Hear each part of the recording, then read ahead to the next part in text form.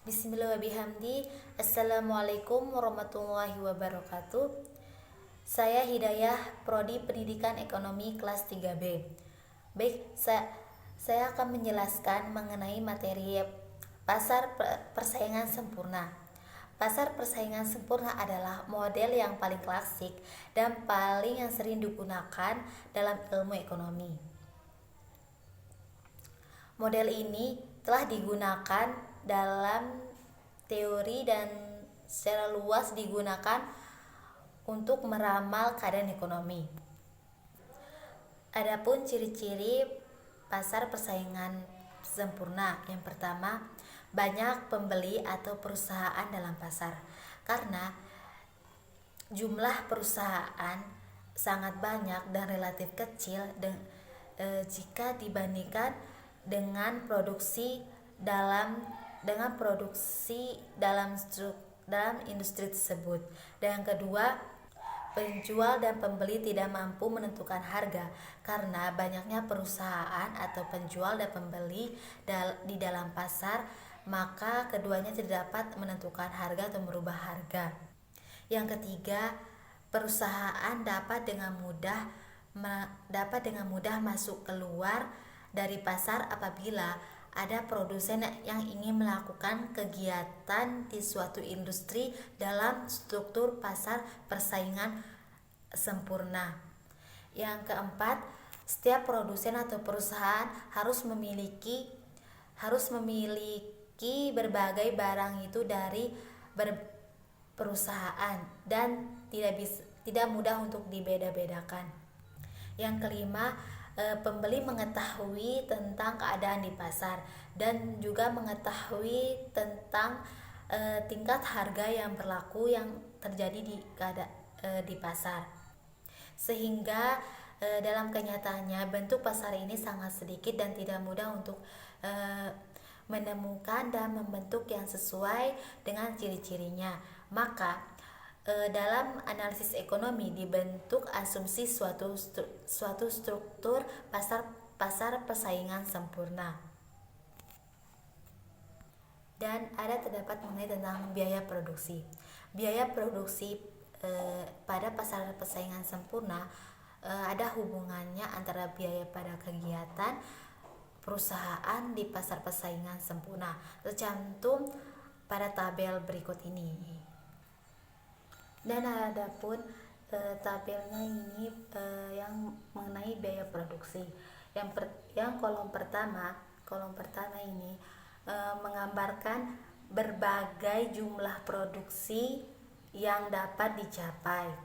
Yang kolom pertama ini. Dan yang kolom kedua, penjelasan kolom kedua ini menggambarkan biaya tetap total, yaitu biaya yang dikeluarkan untuk membeli input tetap yang digunakan dalam proses produksi.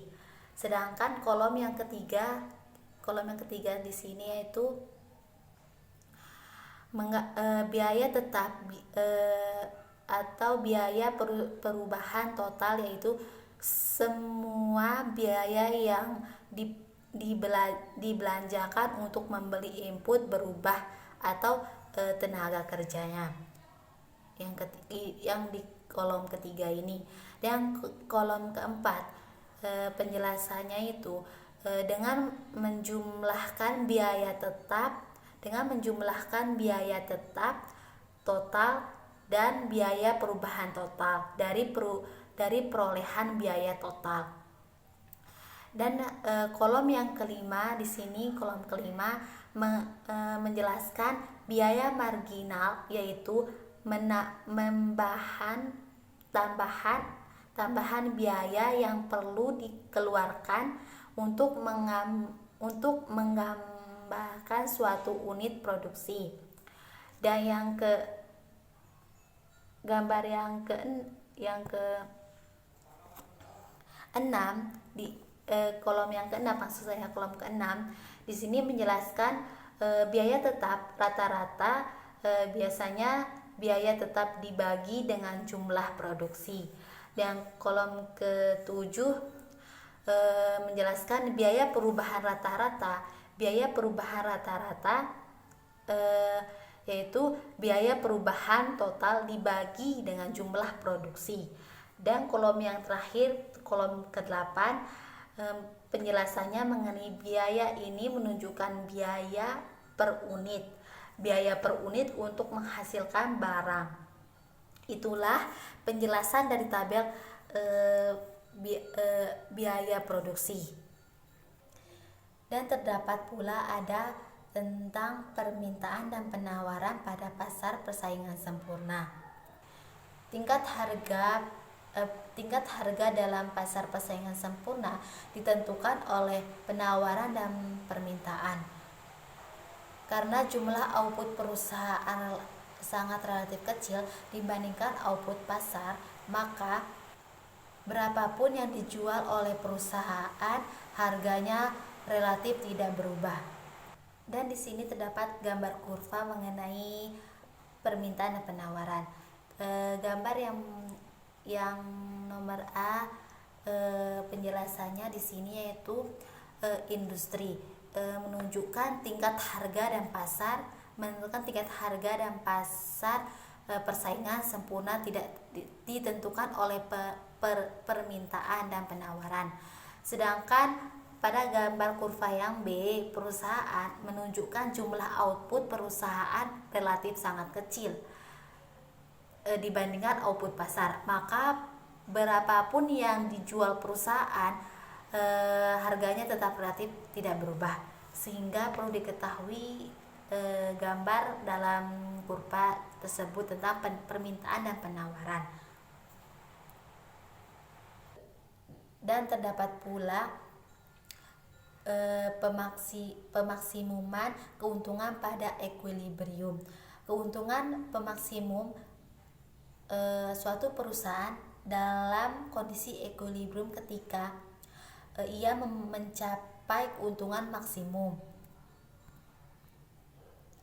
Keuntungan maksimum, misalkan keuntungan adalah perbedaan atau selisih antara total cost dan total revenue. Dan juga ada kelebihan dan kelemahan struktur pasar persaingan sempurna.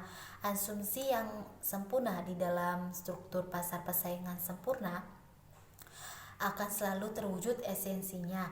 Dan esensi ada dua jenis, yaitu yang pertama esensi produktif. Esensi produktif harus dipenuhi dan efisiensi harus dipenuhi syaratnya, yaitu untuk setiap tingkatan produksi biaya yang dikeluarkan adalah yang paling minimum. Syarat ini harus dipenuhi pada setiap tingkat produksi supaya produksi ini bisa lancar. Dan yang kedua, efisiensi alokatif. Efisiensi ini yang memungkinkan apabila dipenuhi juga dengan syarat berikut ini, yaitu harga setiap barang sama dengan biaya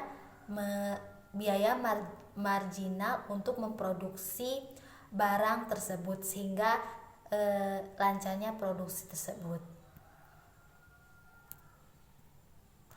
Adapun beberapa kebaikan dari pasar persaingan sempurna dibandingkan dengan struktur atau bentuk pasar persaingan lain adalah yaitu ada dua. Yang pertama, persaingan sempurna memaksimumkan efisiensi, dan yang kedua adanya kebebasan untuk memilih atau cousage.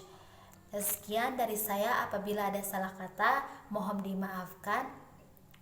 Assalamualaikum warahmatullahi wabarakatuh.